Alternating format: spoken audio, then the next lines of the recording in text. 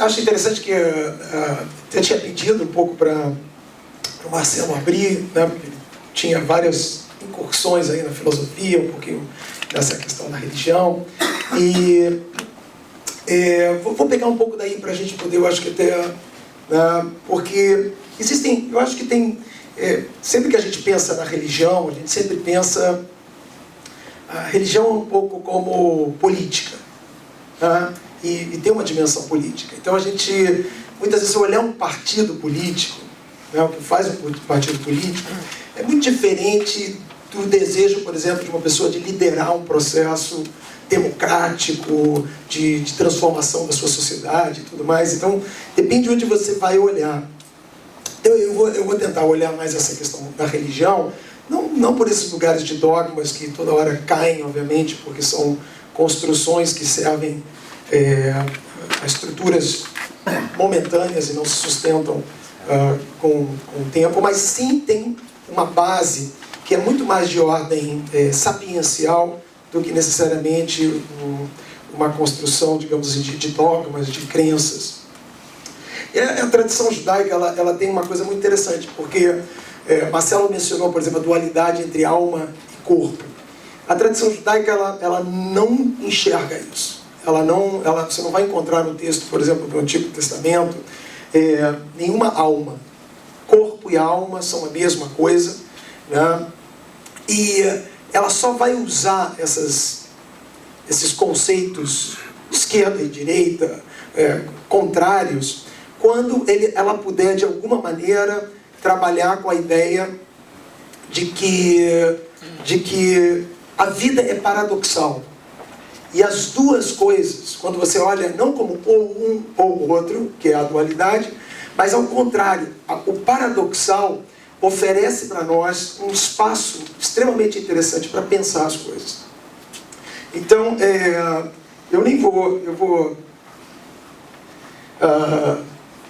eu ia trazer um pouquinho essa noção da corda bamba, ia contar uma história aqui. Rapidamente eu vou contar para ficar para vocês, sobre uma história da tradição judaica que diz que dois amigos do rei foram incriminados por um crime e o rei gostava muito deles e não queria que eles sofressem nenhuma punição, mas ia ser contra a lei. Então ele faz um jogo, e ele diz o seguinte: se vocês andarem numa corda bamba, sobre um abismo, um depois do outro, se vocês conseguirem atravessar, vocês saem livres. Se vocês não conseguirem, já vão estar punidos, e foi feito de acordo com o que o rei disse, e o primeiro deles atravessou tranquilamente. E o outro que ficou, o que ele faz? Gritou porque atravessou e perguntou para ele: me diz, meu amigo, como é que você fez para atravessar? E ele diz: eu não sei nada sobre como se atravessa isso que eu atravessei. A única coisa que eu posso te dizer como dica é que toda vez que eu pendia para o lado, eu consertava e buscava o meu equilíbrio, tentando pender para o outro lado e assim. E essa história, eu acho que ela tem duas coisas muito interessantes, porque ela, obviamente, quando usam essas metáforas, o rei é Deus, ou é a razão da vida, a força que movimenta as coisas, e a vida é mais ou menos assim. Se você perguntar para alguém sobre as escolhas que essa pessoa fez, mesmo as escolhas do casamento, as escolhas que a gente fica às vezes pensando muito, e eu confesso a vocês, eu como rabino, às vezes recebo os noivos titubeantes, e é muito impressionante, porque se você cair nesse lugar titubeante, você está ferrado. Porque a vida, ela exige o que esse cara está dizendo. O outro está do outro lado assim: como faz? Com certeza, a primeira regra, é o que o cara que atravessou faz. Não tem como ter essa dica de antemão. Então, assim, esse lugar das nossas escolhas, que é um pouco o Marcelo estava falando, que é um lugar, sou eu que tomo a decisão. O que acontece com isso? Exige na vida de todos nós um aprendizado. Eu hoje Né? E isso é interessante também. Há uma continuidade na minha percepção de mim mesmo, mas eu com certeza não sou a mesma pessoa.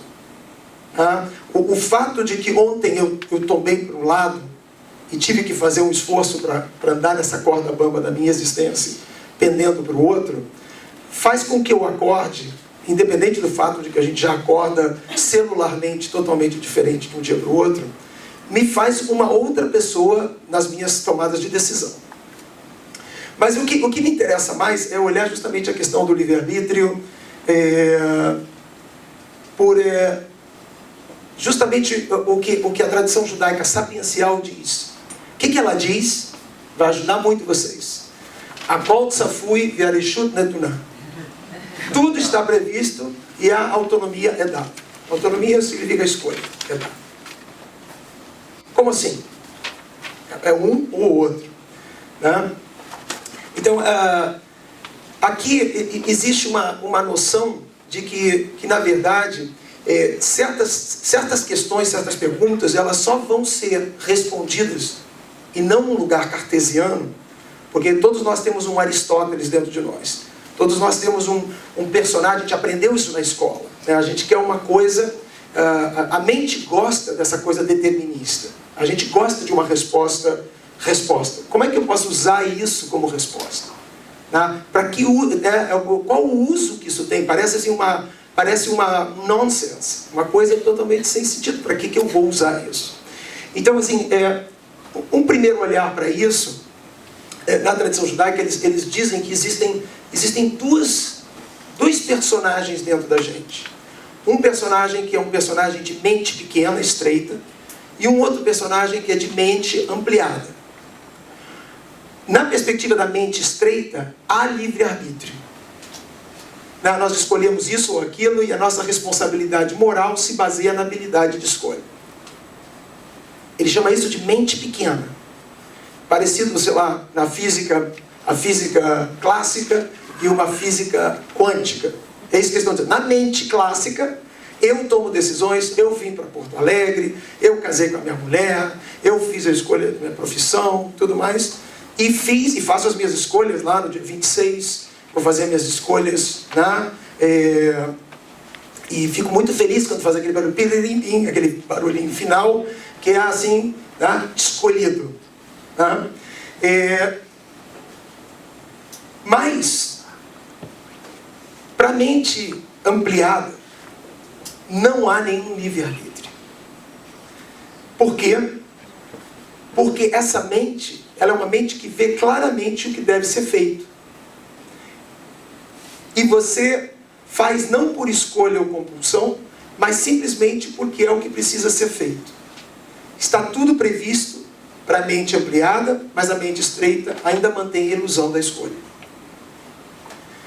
É como se aqui quisessem, de novo, traduzir essa tensão que existe, porque qualquer tentativa de responder por um lado ou para o outro foge da vida, foge da experiência das pessoas da vida, que é muito interessante, porque o sábio ele não tem as informações que a ciência tem.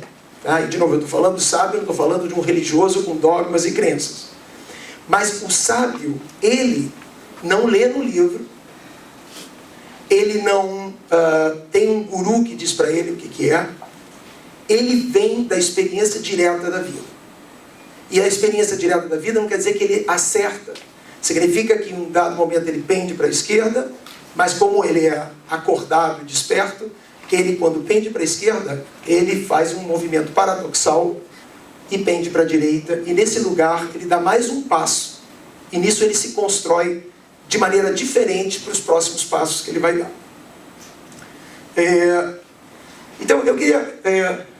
mais uma para vocês, e a segunda frase que eles dizem é Akol biedei shamayim utzmeirat shamayim. Tudo está nas mãos dos céus, com exceção do temor aos céus.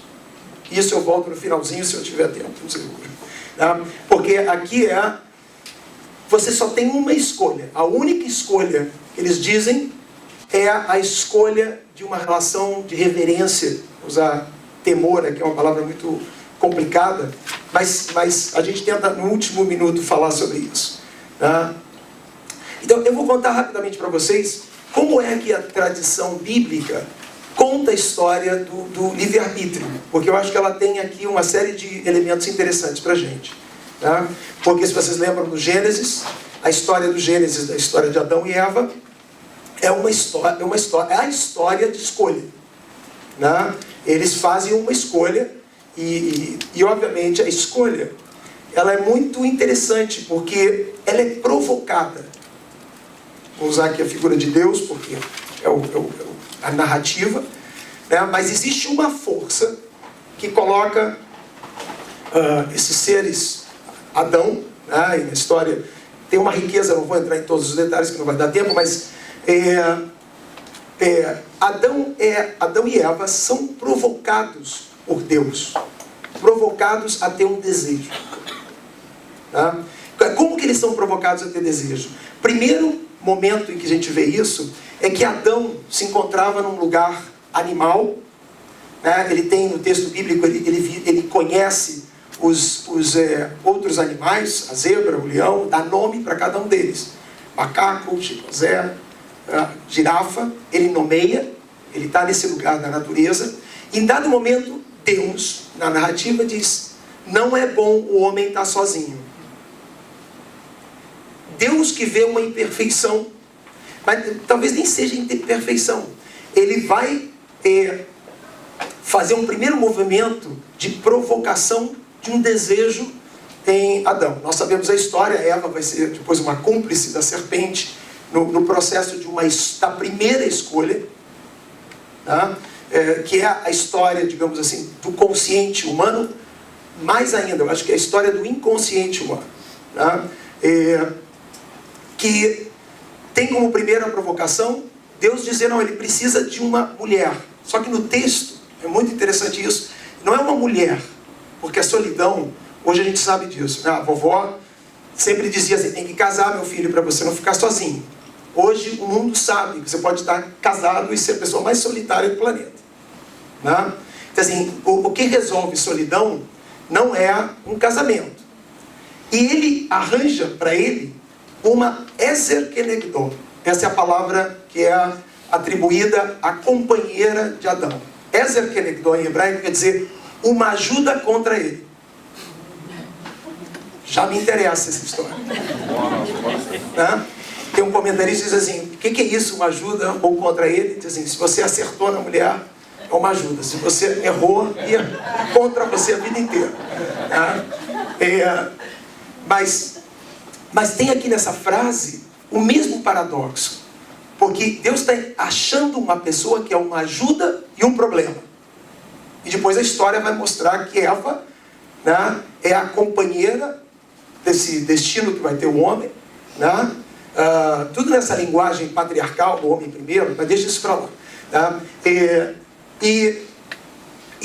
Mas ela tem uma função, né, paradoxal de ser uma coisa contra ele.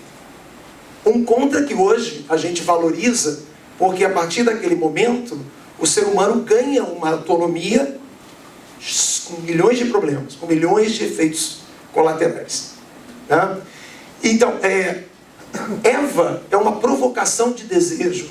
Deus está arranjando confusão para Adão. Adão estava feliz da vida lá.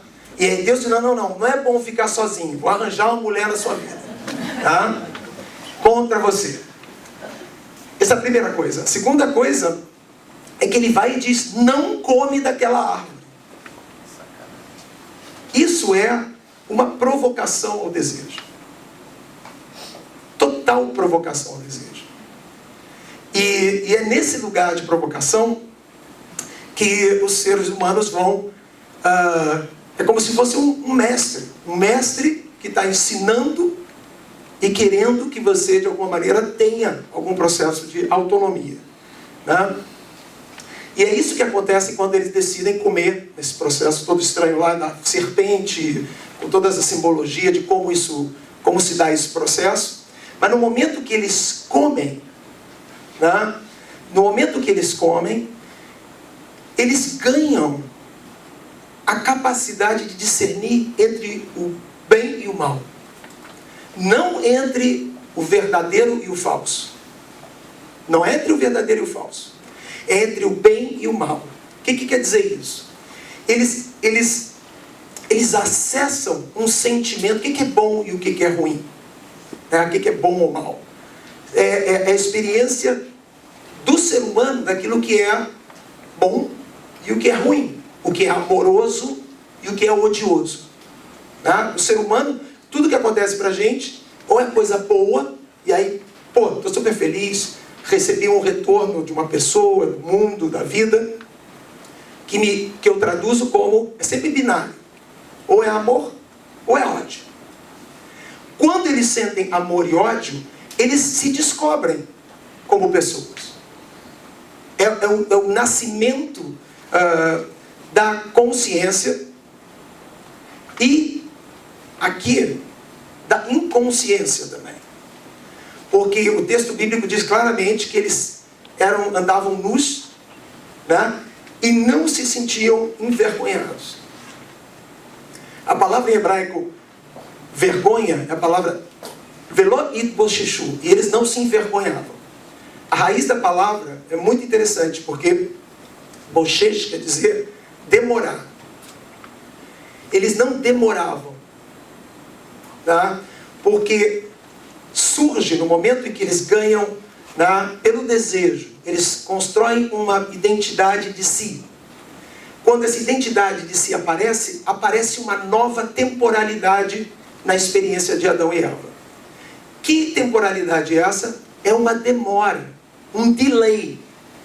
Antes eles eram seres da vida, eles agiam sem inibição nenhuma, de maneira autêntica, com uma rapidez de relação com a vida. Agora não, agora tem um delay. Sabe aquele negócio que o cara na televisão fala, e aí em Aracaju, não sei o que lá. Aí o cara vem. Esse delay é a vergonha. Porque o delay é você pensando. Tem dois selfies. Um que pensa e um que pensa o que pensa. Esse delay, essa diferença, é nela que você produz todas essas questões vergonhosas, ou políticas, ou sei lá, morais, aonde você reflete o que você vai fazer antes de você fazer. Porque você virou um ser com identidade, portanto com interesse. Você é um político.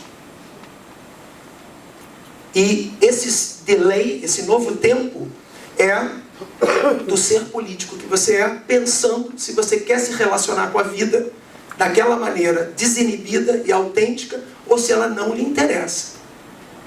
Talvez aí um pouco esse lugar aí das decisões que já foram feitas, que talvez não tenham sido feitas por uma mente automática, mecânica, mas por um ser seu que audita o próprio ser que está pensando, que é esse delay da vergonha.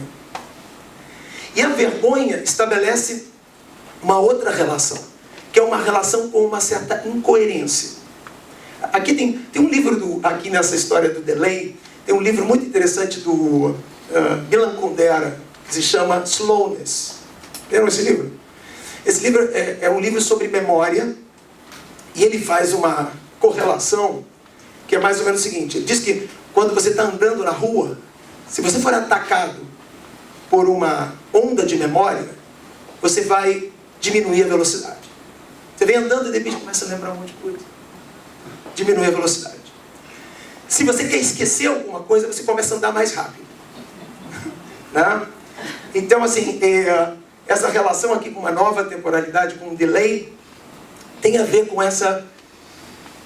a memória. Memória que quer trazer ideias do passado e quer projetar para o futuro, e precisa de um delay para tentar entender o que você vai botar aí, o que você vai fazer.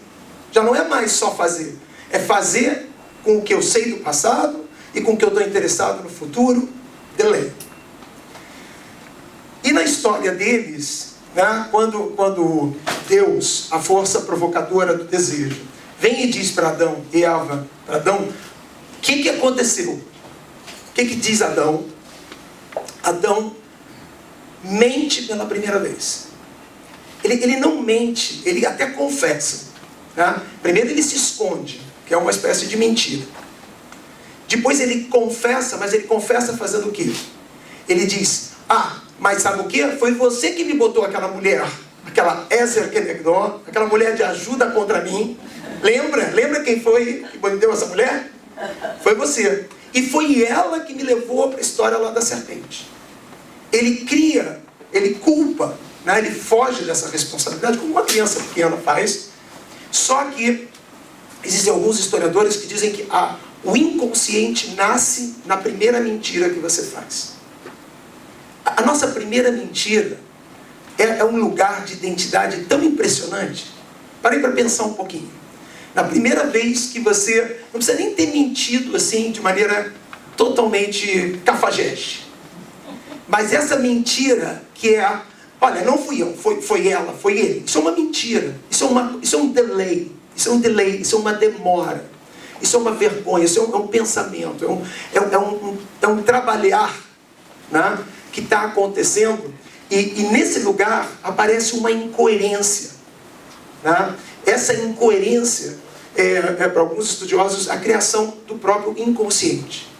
Nas incoerências estarão os nossos pesadelos, uma série de questões da nossa identidade que aparecem, porque esse é um elemento super interessante de se conhecer.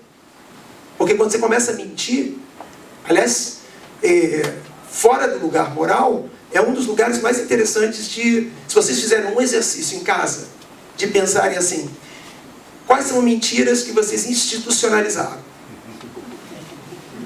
Ou fazer um inventário das mentiras do dia. Das mais pequenas, assim, eu não fui porque... Qualquer coisa, inocente, não tem... Né? Mas essas incoerências, elas falam por alguém. Elas estão tomando decisões por alguém. E elas são extremamente reveladoras desse personagem. Como é que eu estou aí como fã? Então está muito mal. Mas eu vou terminar. E aí o que acontece com o ser humano? A última coisa, depois dessa incoerência, a fala do ser humano, ela passa a ser uma fala que no texto bíblico é um pouco essa fala que acontece nesse diálogo com Deus. Porque além de uma incoerência, você começa a produzir uma fala que é um blá, blá, blá. Quando você se dá conta do blá, blá, blá que você faz, Walter Benjamin tem um trabalho muito interessante sobre isso, que é Geschwatz, que eles chamam em alemão, que quer dizer assim, tagarelar. Quando uma pessoa está falando, sabe, e ela está assim, ela não está mais em contato, ela não está podendo nomear, como Adão nomeou os animais, uma relação direta com a vida, a pessoa está num lugar desses delays, dessas incoerências, desse lugar onde o que ela está falando é um blá blá blá. Noam Chomsky tem trabalhos lindos sobre como você pode fazer uma frase gramaticalmente correta, que não significa nada, e quando você ouve uma frase que tem verbo, adjetivo, tem sujeito, tem tudo que tem que ter, ao ouvir você faz assim, mas aquilo não é uma fala, aquilo é um blá, blá, blá. Aquilo é uma tagarelação, é uma fala vazia. Né? E esse é um lugar, eu acho bastante interessante. Eu queria voltar, eu sei que eu já estou totalmente transgressor, porque depois a gente talvez nas perguntas possa, só não queria deixar essa frase aqui, porque ela é para os sábios o lugar assim, mais interessante na relação com a vida. Porque eles estão basicamente dizendo o seguinte, você não tem escolha nenhuma. Tá? Quando eles dizem isso, claro que eles não estão falando daquela mente pequena. A mente pequena, ela tem todas as escolhas. Eu tenho que decidir o que eu vou fazer, que avião eu vou tomar, o que eu vou fazer amanhã, o que eu vou fazer hoje. Todas elas implicam, não só no meu dia a dia, ou elas são também moralmente de responsabilidade coletiva, né? Impactam o mundo coletivo. Mas eles dizem, quando você está no lugar da mente ampliada, que você está enxergando. O que é a mente ampliada? Ao invés de tentar... O que a mente pequena faz? Ela tenta controlar. Toda vez que ela entra a controlar, ela amplia o delay. É o que acontece com o noivo que não sabe se quer casar ou não quer casar. Ele vai indo para um lugar que ele vai tentando pró e contra, pró e contra, pró e contra, que ele não vai casar. Ele só vai casar quando que eu faço. O que eu faço quando eu vejo um noivo desse? Eu digo para eles, então, não casa. Aí ele fica louco. O quê? Quer controlar. Você vai querer controlar, você vai ficar o labirinto é inacreditavelmente grande. Se você quiser ir para um lugar que tem mais amplidão, você tem que deixar, não controlar. E isso é muito difícil para todos nós, porque isso significa diminuir o delay. Não ficar controlando é tentar gerar em você um personagem que vive a vida de maneira mais aproximada. Ninguém vai conseguir fazer isso de forma total, como era Adão lá nomeando os bichinhos. Mas quando você diminui isso, então você vai para um lugar de mente ampliada. E na mente ampliada, que tudo na mente ampliada não é mais tem ou não tem. Na mente ampliada, assim, claro que eu vou casar, ou claro que eu não vou casar. A mente ampliada, meditada, contemplativa, ela se dá conta, por que eu estou assim? Por que esse delay? Ela descobre um pouco da sua própria vergonha, da sua identidade oculta nesse lugar, nesse jogo de controle. E ela desmonta, em certa medida, isso, e ela enxerga o que tem que fazer e o que não tem que fazer. Mas, então ela não depende tanto da escolha, essa escolha, esquerda, direita, mas ela tem que fazer uma escolha em relação à vida, que é esse temor aos céus. É uma palavra dificílima de ser entendida, porque sempre parece que é uma coisa lá de um raio que vai cair na sua cabeça. Tá? Mas aqui tem uma relação de confiança com a vida. Confiança significa entrega ao invés de controle. E essa é a escolha que o ser humano tem. E que parece uma escolha extremamente frustrante, porque é a escolha de entregar e não de controlar. Deixa por aí.